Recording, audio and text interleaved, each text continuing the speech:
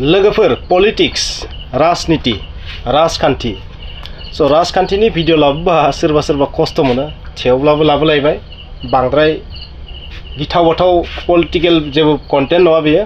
just नोंथांनो माबा मोनसे खिन्थानो थाखाय लाबोदों सोरबा लिडारा माबा मोनसे बुंबा बेनि सायाव फंनैसो बुंनायाथ' साफ्रोम ससियेल मिडिया इनफ्लुएन्सारनि खामानि नङा होमबा फ्रेंड्स दिनैनि बे भिडिअनि कन्टेन्टआ जाबाय इउजि ब्रह्मआ बीपीएफ हाग्रामा महिलारि बिथांमोनखौ माबादि बाथ्रा बुंदों बबेखानि बे जि कन्टेन्ट बे कन्टेन्टफोरा पुराना जाबाय नोंथांमोना नुजोबखाबाय नाथाय नोंथांमोना बिथांमोननि बुंनायखौ नुदो नाथाय आंनि रिएक्शनखौ नोंथांमोना नायबानो जाबाय हेमन्तनि दैदेननायाव हेमन्त बिश्व शर्मा सारनि दैदेननायाव आसामाव डेभेलपनि बार निर्मल कुमार ब्रह्मआ देरहानायनि गुबै जाहोननि मादाव बेबो मोनसे जे हेमन्त बिश्व शर्मा सारनि दैदेननायाव मा आसामाव डेभेलपनि बार बारदों आरो बे बारनि थाखायनो जाय हेमन्त बिश्व शर्माजों थागोन बै मानसिनो पाब्लिकफोरा भट होगोन बेबायदि रोखोमनि मोनसे माने मा इमोशनेल बा मा होनगोन बेखौ मोनसे ओरैबायदि मानसिफोरनि गोसोखौ खावनो नागिरदों आरो बिथाङा आं बेबायदि बुंगोन आंनि साननाय नङाबो जानो हागौ आरोबाव बिथाङा मा बुंबावदों इउजि ब्रह्म बिथाङा मा बुंबावदों प्रमदनि दैदेननायाव बिटिसिआव गोजोन थासारि फैबाय आरो जौगानाय थासारि फैबाय डेट मीन्स प्रमद बर'नि दैदेननायाव मा जादों बिटिसिआ जोबोद दावगाबाय हाग्रामा महिलारिनि दैदेननाय समाव बेबायदि जेबो जायाखैमोन हाग्रामा महिलारिनि दैदेननाय समाव मा जादोंमोन दम होनाय सोलिदोंमोन बुथारग्लुंनाय सोलिदोंमोन बुथारखोमानाय सोलिदोंमोन हाग्रामा महिलारिनि समाव मा दुर्नीतिया गोबां जादोंमोन बेबायदि बिथाङा इंगित होनो नाजादों प्रमद बर'नि दैदेननायाव मा बिटिसिआ दावगादों हाग्रामा महिलारिनि दैदेननाय समाव मा बिटिसिआ दावगानायनि सोलाय मा गाहायावसो थांदोंमोन आरो बिथाङा मोनसे बाथ्रा बुंदों मा बे जाहैबाय मा 2022 मायथाइयावबो 2022 मायथाइयाव मा जागोन विधान सभा इलेक्शन जागोन जोंनि आसामाव बै विधान सभा इलेक्शनावबो मा एनडिएनि सरकार जागोन एनडिए सरकार जागोन बेबायदि इउजि ब्रह्म बिथाङा बुंदों एनडिएनि सरकार जागोननि ओंथिया मा डेट मीन्स 2022 मायथाइयाव यूपीपीएल एजीपी आरो बीजेपी मा मित्र जোट हिसाबैनो थागोन मित्र जोट हिसाबै थागोन एलायन्स हिसाबैनो थागोन बेवहाय बीपीएफआ फैनो नाजाबाबो जेबो मिनिं गैया बेबायदि आरो बिथांनि बुंनाया नोंथांमोनाथ' नुदों जेब्ला बिटिआर जादोंमोन फार्स्ट इलेक्शन जादोंमोन बै समावबो मोनसे बाथ्रा बुंनायखौ नोंथांमोना नुदोंमोन बे सरकाराव बीजेपीआ 5 बोसोरनि थाखाय बर्तमानाव अराय सम थाबाय थागोन 5 बोसोरनि उनाव मा जायो बेखौथ' बुङाखैमोन नाथाय इउजि ब्रह्म बिथाङा 2022 लागि खनसेनो बुंखाबाय बे हिसाबै 2025 मायथाइयाव जाय बिटिआरआव इलेक्शन जागोन ना बै इलेक्शनावबो थारैनो बीजेपीआ यूपीपीएल एजीपी बे मोनथामा मा जागोन एलायन्स हिसाबै थागोन बेखौ बिथाङा रोखायै फोरमायनो नाजादों बेवहाय 2025 खौ स्किप खालामनानै बिथाङा डाइरेक्ट 2022 बुंखादों आरो बिनिफ्राय जों बेखौनो बुजिनो हायो हाग्रामा महिलारिनि अबस्थाया अराय हारसिङानो थागोन 2022 मायथाइसिम आरो बैहायबो जुदि देरहायोबा बिथांनि बुंनाय देरहागोन आरामसे देरहागोन बिथाङा बुंदों बै हिसाबै बीपीएफनि थासारिया जोबोर गाज्रि जानो थांगासिनो दं नामा जेब्ला मोनसे समाव दा थानाय जि सरकार बि फैनायनि सिगां भिडिअ मोनसे बानायदोंमोन बै भिडिअ आं बुंदोंमोन बीपीएफआ जोबलांसिगोन नामा आरो लासै लासै बेखौ नुबाय थादों थारैनो बीपीएफनि थासारिया ओरैबायदि गाज्रि जालांबाय थादों बीपीएफ नामनि पार्टिया थागोन ना थाया बे एसे साननो गोनां जानानै फैदों लासै लासै सिडली बाय इलेक्शननि जि रिजाल्ट बेबोथ' एसे बेखौनो फोरमायदों लासै लासै माने यूपीपीएलनि जि स्टेमिना यूपीपीएलनि जि थासारि बेयो गोख्रों जालांगासिनो थादों आरो बीपीएफआ दुर्बल जालांगासिनो थादों गोबां बिथिङाव बीपीएफनि गेदेर नेताफोरा बीपीएफखौ नागारनानै गुबुन गुबुन पार्टियाव जइन जागासिनो थादों आरो प्रमद बर' बिथाङाबोथ' बेखौनो बुंबाय थादों आरोबाव बीपीएफ नामनि पार्टि थानाय नंलिया बिसोरनि नेताफोरा फिसानिफ्राय गेदेरसिम गासैबो सोरबा यूपीपीएलआव जइन जागोन सोरबा गुबुन पार्टियाव जइन जागोन आरो बीपीएफखौ नागारनानै थांजोबसिगोन आरो बीपीएफखौ नागारनानै बेबायदि थाङोबा थारैनो बीपीएफ नामनि पार्टियाथ' थानाय नङा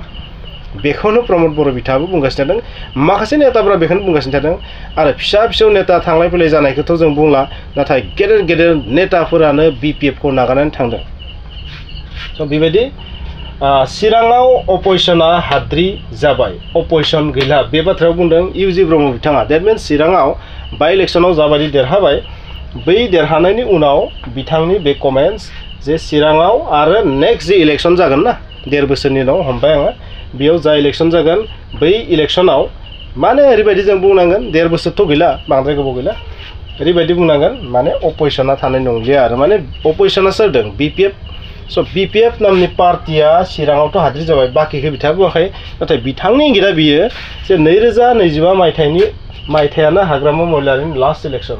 आरो हाग्रामा महिलारि गैया माने BPF पार्टियाबो नोंथांमोना मिथिखागौ BPF नामनि पार्टिया सेवहांगार अरायनि थाखाय स' हाग्रामा महिलारिया गैया माने BPF पार्टियाबो गैया नोंथांमोना बेखौ सानखा BPF पार्टिया जेब्लासिम BPF पार्टिया अब्लासिमसो थागोन जेब्लासिम हाग्रामा महिलारिया बैहाय दङ आरो जि सानखालि बिथाङा बे पार्टिखौ नागारबाय BPF खौ बै सानखालि गैला आरो बेबायदि बुंदों 2025 मायथाइयानो लास्ट इलेक्सन जानो हागौ दैट मिन्स 2026 सिमथ' BPF नामनि पार्टियानो थानाय नङा बे जाबाय बिथांनि मोनसे रिएक्सन आरो BPF UPPL ज' जानायनि बेलायाव इजि ब्रह्म बिथाङा मोनसे बाथ्रा बुंदों जे हाग्रामा महिलारिया माखासे कन्डिसन क्रिएट खालामनानै होदों नाथाय UPPL नि बुंनाया जाहैबाय मा विदाउट कन्डिसन जेबो कन्डिसन गैयालासिनो जुदि सावरायोबा UPPL आ सावरायनो राजि दङ बिनि ओंथिया जाहैबाय मा BPF आरो UPPL ज' जानायनि जेबो आसा गैया आरो सोर सिप जागोन बेफोरो माने फिक्स जाखानांगोन अब्लासो सावरायना सोलिनो हागोन स' बेबायदि रोखोमनि आरो बिथांमोनाबो हगारनाय नङा UPPL आ प्रमद बर' बिथांखौथ' सिप बानायथारगोन आरो BPF आ हाग्रामा महिलारिखौ लुबैगोन स' हाग्रामा महिलारिया मा एंगारनायनि मुडआव गैया आरो UPPL आबो एंगारनायनि मुडआव गैया स' उइदाउट कन्डिसन सावरायनायनि जेबो माने जानायनि पर्यायानो गैया नालाय बे मोननै पार्टियादि फिउचाराव ज' जागोन जों बेखौ आसा खालामनो हाया स' नो फिउचार होननानै बुंदों जेबो फिउचार गैला होनना बुंदों हाग्रामा महिलारिखौ पलिटिकेल जेबो फिउचार गैला होननानै बुंदों आरो मा बुंबावदों नाय हाग्रामाया मा मावनो नागिरदों दलनि मानसिफ्रानो बुजिना मोनानो माने बिनि साननाय हनाय बिनि बाथ्रा बुंनाय बे मा खालामनो नागिरदों बेखौ बुजिया बिथाङा मोनसे बाथ्रा बुंदों इउजि ब्रह्म बिथाङा बुंदों जे दानि पलिटिक्सआ जाबाय मा एलायन्स हाग्रामा महिलारियाबोथ' मोनसे समाव एलायन्स हिसाबै सरकार खुंदोंमोन कंग्रेसजोंबो आरो BJP जोंबो स' बेबायदि बिथिङाव हाग्रामा महिलारियाबोथ' नागारनानै थायाखैमोन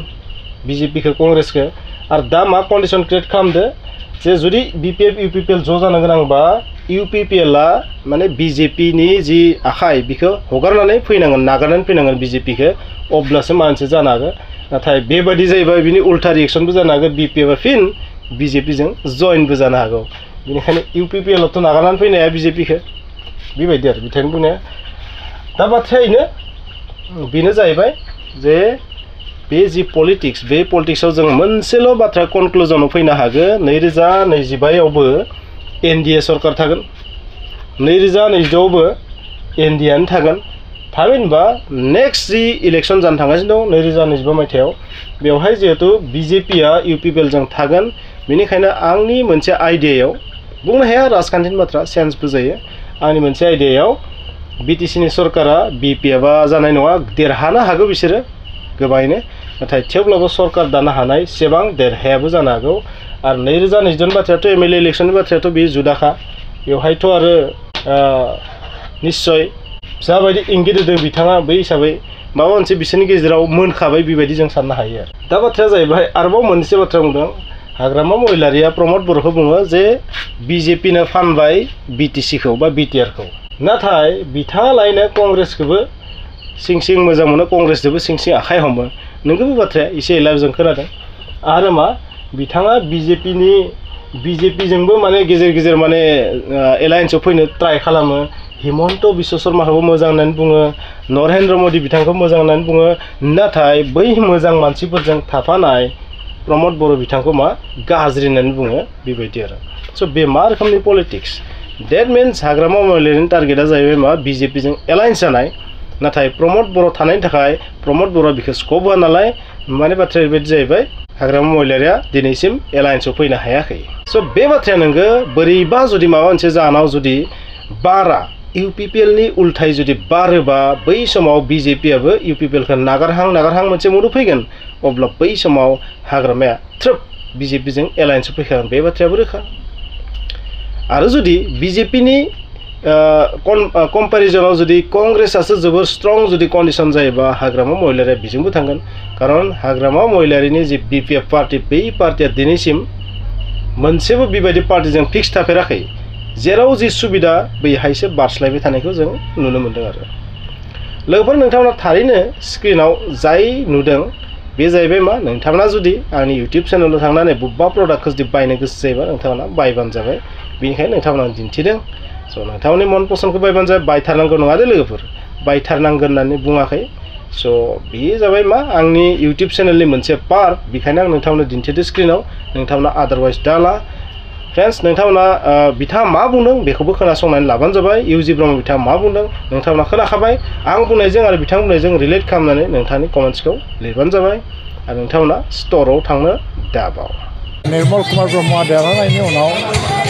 गासैबो हारि माहारिनि मानसिफोरनो खामानि मावगोन बे कमिटमेन्टखौ लानानै बिथाङा जेला गामि गामि हाबो बा गामिनि मानसिफ्रा बेखौ मोजां मोनदों बरायदों दा बिथाङा मावनांगोन बे देरहाबाय जेला हानजा मोनसेनि केन्डिडेट इलेक्सन समाव जेखि बुंनाया नाथाय दा देरहाबाय जेला बयनिबो खामानि मावनांगौ डक्टर हिमन्त बिश्व शर्मानि दैदेननायाव आसामाव जे डेभेलपमेन्टनि मोनसे बार बारदों बियो रायजो राजाफोरनि गोसोआव हाबनो हादों आरो प्रमद बर'नि दैदेननायाव बिटिसिआव जेरैबायदि मोनसे गोजोन थासारि फैदों जौगानाय फैदों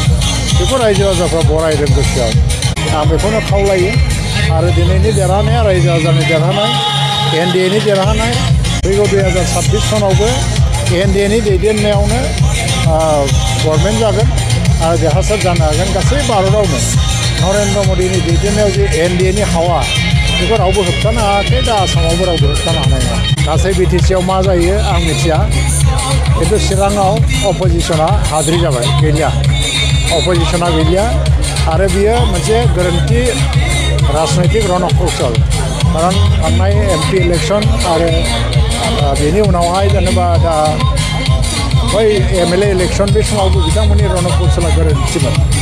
आरो हाग्रामाया दिनै एक्सुवेलि मा खालामनो नागिरदों बेखौ रावबो मिथिया गावनि दलनि मानसियाबो मानो होनबा दाथ' मोनसे मित्रजोटनि एलायन्सनि